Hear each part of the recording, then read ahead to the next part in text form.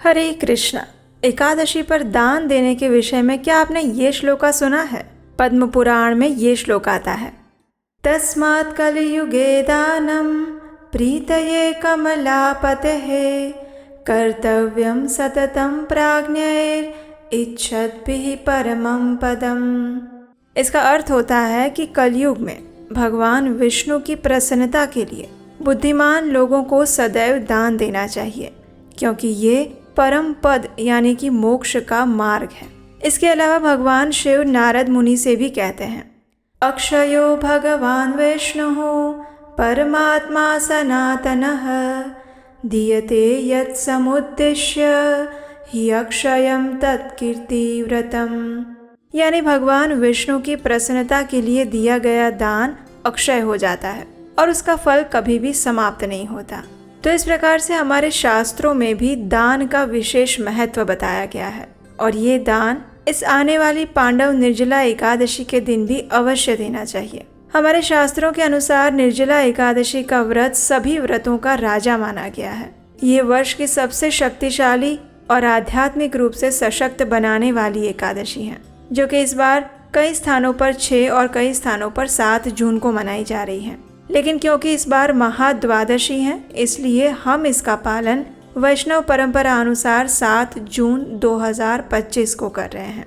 हमारे शास्त्रों में स्पष्ट रूप से बताया गया है कि प्रत्येक गृहस्थ व्यक्ति को अपने न्यायपूर्वक अर्जित किए गए धन का 10वां हिस्सा भगवान की सेवा में लगाना चाहिए। लेकिन कई जगहों पर आपने सुना होगा कि निर्जला एकादशी के दिन आपको जल का भी दान देना चाहिए। लेकिन आज हम आपके लिए कुछ अलग बातें लेकर आए हैं। वैसे शास्त्रों के अनुसार दान के नियम बहुत स्पष्ट हैं और ये स्पष्ट नियम एक ही है, और वो है एकादशी के दिन हम उन्हीं वस्तुओं का दान करते हैं जिनका उपयोग हम उस एकादशी व्रत में कर सकते हैं। तो फिर निर्जला एकादशी के दिन जब जल और अन्न दोनों का त्याग किया जाता है, यानी कि हम बिना जल के उपवास करते हैं, तो फिर निर्जला एकादशी वाले दिन जल का दान कैसे किया जा सकता है? आप ही सोचिए, क्या एकादशी के दिन किसी और को पानी पिलाना, किसी और को अन्न देना, प्याऊ बनवाना, छबील लगाना, मीठे फल खिलाना, ये सब दान की चीज़ें कैसे हो सकती हैं?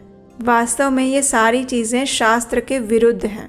निर्जला एकादशी के दिन कभी भी जल का, फलों का या उनके रसों का दान नहीं देना चाहिए। निर्जला एकादशी के दिन इन सभी वस्तुओं का दान देने से आपको अपराध लग सकता है।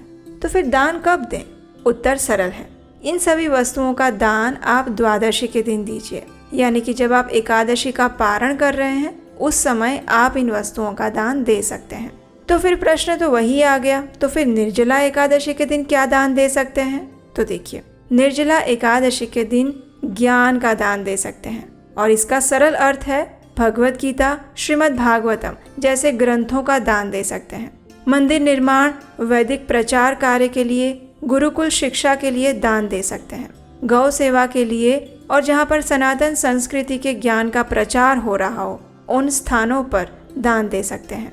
किसी सुयोग्य व्यक्ति को भगवत गीता, श्रीमद् भागवतम जैसे ज्ञानवर्धक ग्रंथ और पुस्तकें उपहार में दे सकते हैं, दान दे सकते हैं। ये सारे दान आप निर्जला एकादशी के दिन दे सकते हैं। और फिर जब निर्जला एकादशी समाप्त हो जाती है तो अगले दिन द्वादशी पर जब आप पारण करने के लिए जा रहे हैं या फिर एकादशी व्रत अपना समाप्त करने जा रहे हैं, उस समय जल से भरा मिट्टी का घड़ा दान दे सकते हैं। आम, तरबूज, खीरा, नारियल पानी जैसे रसदार फल दे सकते हैं। गुड़ का पानी, नींबू पानी, नारियल पानी दे सकते हैं। गायों के लिए घास, पक्षियों के लिए दाना, वस्त्र, जूते, छाता, इन सभी चीज़ों का भी दान आप दे सकते हैं। विशेष रूप से जिस व्यक्ति ने निर्जला एकादशी व्रत रखा है उस व्यक्ति को अगर आप पारण करवा सकते हैं, यानी कि उन्हें जल पिला सकते हैं, उन्हें प्रसाद खिला सकते हैं, तो ये कार्य सबसे ज़्यादा पुण्य देने वाला बताया गया है। क्योंकि जो निर्जला एकादशी का व्रत रखता है उसकी अगर आप सेवा करते हैं तो भगवान आपसे और अधिक प्रसन्न होते हैं। इसलिए हमारे शास्त्र स्पष्ट रूप से कहते हैं कि दान देना भी बहुत सावधानी वाला कार्य है। सोच समझ के सही स्थान पर दीजिए। हमारे वैदिक शास्त्रों में कहा गया है कि दान हमेशा योग्य व्यक्ति या संस्था को ही देना चाहिए। गलत जगह पर दिया गया दान पुण्य नहीं अपितु दोष देता है। और इसलिए इस बात की सुनिश्चितता अवश्य करें कि आप जहाँ पर दान दे रहे हैं वहाँ पर उसका सही उपयोग किया जाए और वहाँ पर वास्तव में भगवान की सेवा के लिए उसका सदुपयोग किया जाए। तो इस निर्जला एकादशी को यादगार बनाइए, शुद्ध मन से दान कीजिए, भगवान श्री कृष्ण की विशेष कृपा प्राप्त कीजिए। और जैसे कि अभी आप देख ही रहे होंगे, हम अपने चैनल पर आने वाली निर्जला एकादशी के उपलक्ष्य में बहुत सारे वीडियोस और शास्त्रों से ली गई प्रमाणभूत जानकारी आपके लिए लेकर आ रहे हैं। इसे निरंतर सुनते रहिए ताकि निर्जला एकादशी से जुड़े आपके सभी प्रश्नों का समाधान होता रहेगा, और वो भी सीधा शास्त्रों से प्रमाणभूत रूप से। अगर आप हमारे इस कार्य की सराहना करते हैं तो आप हमें इस वैदिक सनातन संस्कृति के प्रमाणभूत ज्ञान को यथारूप प्रचार करने के लिए अपना आर्थिक योगदान भी भेज सकते हैं। स्क्रीन पर नंबर दिया गया है। चलिए अब बात करते हैं एक गुड न्यूज़ की। आखिर 3 साल बाद फिर एक बार हम आपके लिए वही विशेष आत्मसात कोर्स लेकर आ रहे हैं। हमारी लाइफ की प्रैक्टिकल प्रॉब्लम्स का रियलिस्टिक सॉल्यूशंस भगवत गीता से कैसे मिल सकता है, यही चीज़ हम सीखेंगे 18 सत्रीय इस आत्मसात कोर्स के अंदर। ये कोर्स सिर्फ महिलाओं के लिए है। Women can register themselves. उसका लिंक नीचे डिस्क्रिप्शन बॉक्स में दिया गया है। उस गूगल फॉर्म को भर के आप अपने आप को रजिस्टर कर सकते हैं इस कोर्स के लिए। कोर्स से जुड़ी हुई और भी जानकारी नीचे डिस्क्रिप्शन बॉक्स में मिल जाएगी। भगवत गीता तो हम कई बार पढ़ते हैं, लेकिन उनमें भगवान के द्वारा बताई गई शिक्षाओं को हम अपने जीवन में कैसे उतार सकते हैं, और वो भी आज के आधुनिक समय में भगवान की वो शिक्षाएं हमारे जीवन में कितनी प्रैक्टिकल हैं, हम उसे अपने जीवन में कैसे आत्मसात कर सकते हैं। यही विषय है हमारे इस 18 सत्रीय भगवत गीता कोर्स का, जिसका नाम है आत्मसात। तो जल्दी कीजिए, आज ही अपने आप को रजिस्टर करें इस कोर्स के लिए।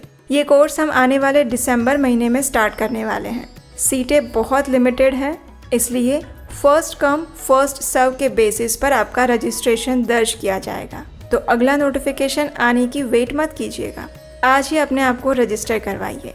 और हम आपको विश्वास दिलाते हैं कि इस कोर्स को करने के बाद आपको भगवत गीता से जुड़ी हुई ऐसी शिक्षाएं और ऐसी इंसाइट्स मिलेंगी जिसके बारे में ना आपने कभी सुना होगा और ना सोचा होगा। महिलाओं के लिए ये कोर्स बहुत ज़्यादा यूनिक, प्रैक्टिकल और बेनिफिशियल होने वाला है। तो जल्दी से अपने आप को और अपने फ्रेंड्स को इस कोर्स के लिए रजिस्टर करने के लिए प्रेरित करें। इस कोर्स की संपूर्ण जानकारी और गूगल फॉर्म का लिंक नीचे डिस्क्रिप्शन बॉक्स में है, वहां जाकर फिल कर सकते हैं। और हाँ, निर्जला एकादशी पर हम विशेष भगवान की कथाएं लेकर आने वाले हैं, और वो भी बहुत सारी। उसे सुनने के लिए आपके अपने चैनल उपदेशाष्टकम को सब्सक्राइब करके रख लीजिए, नोटिफिकेशन ऑन रखिए, और हमारे व्हाट्सएप कम्युनिटी ग्रुप के साथ भी अवश्य जुड़िएगा। उसका लिंक नीचे डिस्क्रिप्शन बॉक्स में दिया गया है।